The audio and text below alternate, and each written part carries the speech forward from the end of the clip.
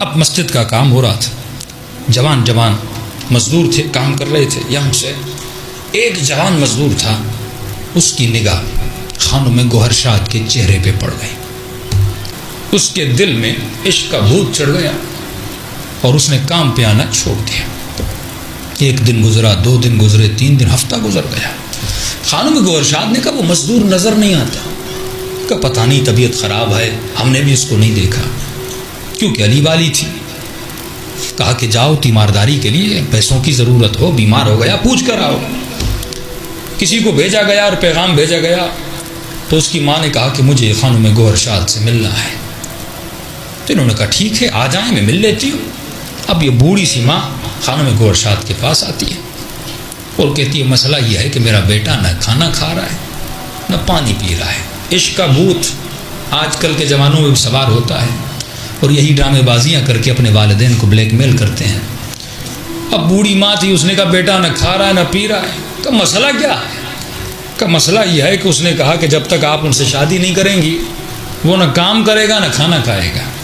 یہ پریشان ہو گئی کہ میرا شادی کا ارادہ ہے، میں بیوہ ہوں، میری عمر اتنی ہے کہ میں نہیں جانتی کہ اللہ نے ایک بیٹا دیا ہے اور وہ بھی نہ کھانا کھا رہا ہے نہ کچھ کر رہا ہے، میرا بیٹا مر جائے گا. جیسے مائیں روتی ہیں، رونا دھونا شروع کر دیا.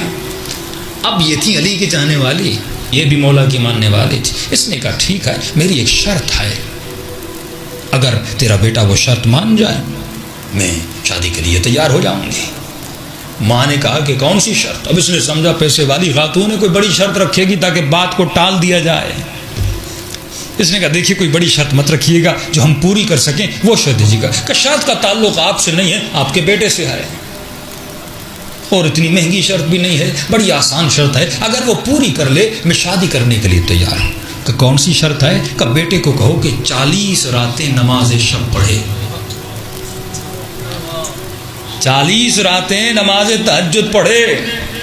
آج کی خاتون، آج کی میری بہن، آج کا باپ جب تیرے گھر میں رشتہ آتا ہے تو آپ کی شرطیں کیا ہوتی ہیں؟ گاڑی ہے، بنگلہ ہے، میرا اسٹیٹس یہ ہے، آپ کا اسٹیٹس کیا ہے؟ میری بیٹی تو نازوں میں پلی ہے، آپ اس کو دے کیا سکتے ہو؟ یہ ہماری شرطیں ہیں، یہ علی کی شرطیں نہیں ہیں. اے خاتون، اگر کوئی جوان تیرے عشق میں گرفتار ہے، تو جانتی ہے کہ یہ تیری محبت میں جو تو کہے یہ کر سکتا ہے، تو یہی تو ہے کہ بندہ بندے کے عشق سے خدا کے عشق تک پہنچ جاتا ہے. لیکن سوال یہ ہے تو اس بندے کو خدا تک پہنچاتا ہے کہ نہیں؟ علی اپنے عشق میں گرفتار کرتے تھے، پھر اس کو خدا سے جا کر ملاتے تھے.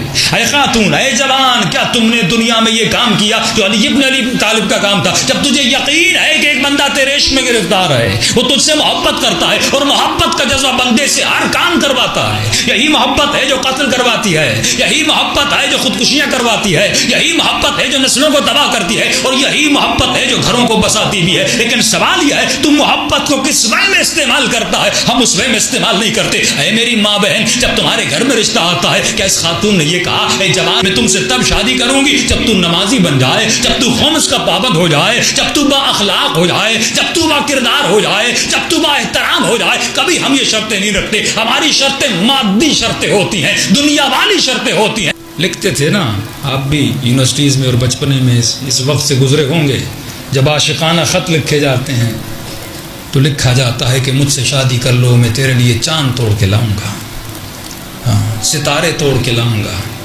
اور وہ بھولی بھالی بیچاری پڑھتی ہے اور کتنی خوش ہوتی ہے کہ یہ چاند لائے گا.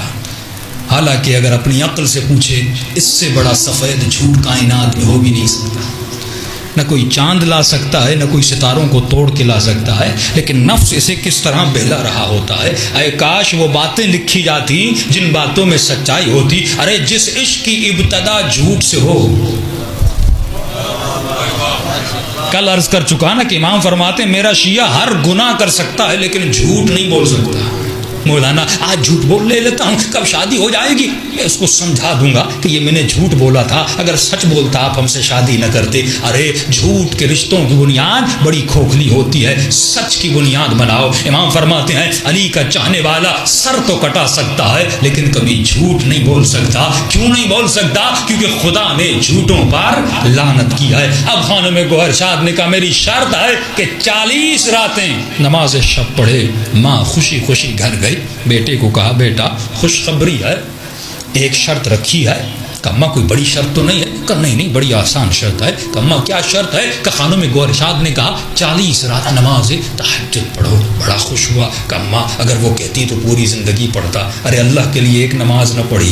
کسی خاتون کی محبت میں بندہ پوری زندگی نماز پڑھنے کے لیے تیار ہو جاتا ہے. آپ دیکھ رہے ہیں یہ بتا رہا ہے اسے خدا سے عشق تھا ہی نہیں, یہ جانتا ہی نہیں تھا عشق کیا ہوتا ہے. اگر جانتا تو علی والا مزاج ہوتا, نماز میں پاؤں سے تیر نکل گیا, لیکن علی کو پتا نہ چلا یہ عشق خدا ہے, یہ محبت خدا ہے کہ حسین سر کٹانے کے بعد بھی نو کے نیزہ پہ قرآن کی تلاوت میں نظر آتے ہیں. یہ عشق خدا ہے کہ بدن دھڑ سے سر دھڑ سے جدا ہو چکا, لیکن عشق نے ان لفظوں کو زبان سے جدا نہیں کیا. یہ عشق حلویت ہے جو خدا سے عشق تھا. لیکن وہ کب ہوگا؟ جب ہم مجاز سے نکل کر حقیقت کے میدان میں آئیں گے, تب ہمیں احساس ہوگا کہ عشق خدا کیا ہوتا ہے. اس نے کہا 40 راتیں, ارے میں تو 1000 راتیں نماز پڑھنے کے لیے تیار ہوں. کہ پھر دیر کیسی, آج ہی رات نماز پڑھنا شروع کر دے. بیٹے نے نماز پڑھنا شروع کر دی. کہ 10 راتیں گزر گئیں, 20 راتیں گزر گئیں, 30 راتیں گزر گئیں, 40 راتیں گزر گئیں, 45 راتیں گزر گئیں, 50 راتیں گزر گئیں. بوڑھی ماں کہتی ہے میرے لال رشتہ لینے جاؤں, تو نے تو نمازیں پڑھ دی. کہتے اماں صبر کرو. 70 راتیں گزر گئیں, 80 راتیں گزر گئیں. ماں پھر آتی ہے, پھر کہتے اماں صبر کرو. کہ یہاں تک کہ 100 دن گزر گئے. ایک مرتبہ خانوں میں گوہر شاد نے خبر کے لیے پوچھا کہ ارے جوان کے وہ 40 دن کہا تھا, یہ 40 دن سے اوپر ہو گیا, زندہ بھی ہے کہ نہیں, مسئلہ کیا ہے,